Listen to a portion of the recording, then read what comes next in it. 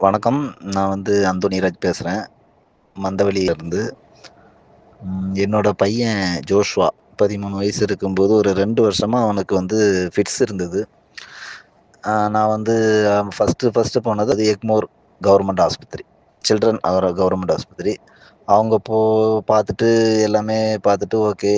நீங்க கன்டினியூவா மாத்திரை சாப்பிடணும் அப்படின்னு சொன்னாங்க. எனக்கு அதில நம்பிக்கை இல்ல.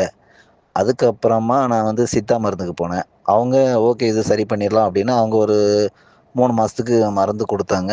அதுக்கப்புறமா அது வந்துகிட்டு இருந்தது. அதனால அதுலயும் திருப்தி இல்ல.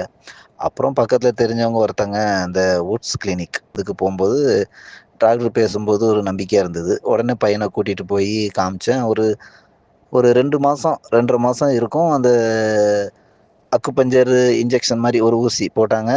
அப்படியே குத்தி வச்சுருவாங்க குட்டியா. கண்ணுக்கே தெரியாது அந்த ஊசி. அத குத்தி வச்சாங்க. ஒரு 20 மினிட்ஸ் தான் டெய்லி. டெய்லியில வாரத்துல 1 நாள். அப்புறம் அந்த மலர் மருந்துன்னு சொல்லி ஒரு குட்டி குட்டி பால். அந்த மாத்திரை குடுத்தாங்க.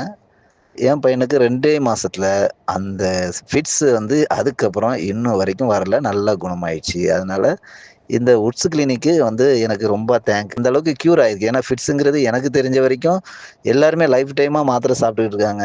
எனக்கு தெரிஞ்ச வரைக்கும். அந்த டாக்டருக்கும், அந்த கிளினிக்குக்கும் ரொம்ப தேங்க்ஸ். அத விட எனக்கு அத ஒருத்தங்க சொன்னாங்க. திடீர்னு நடந்து போற சமயத்துல சொன்னாங்களே, அவங்களுக்கும் ரொம்ப தேங்க்ஸ். ஓகே. Thank you.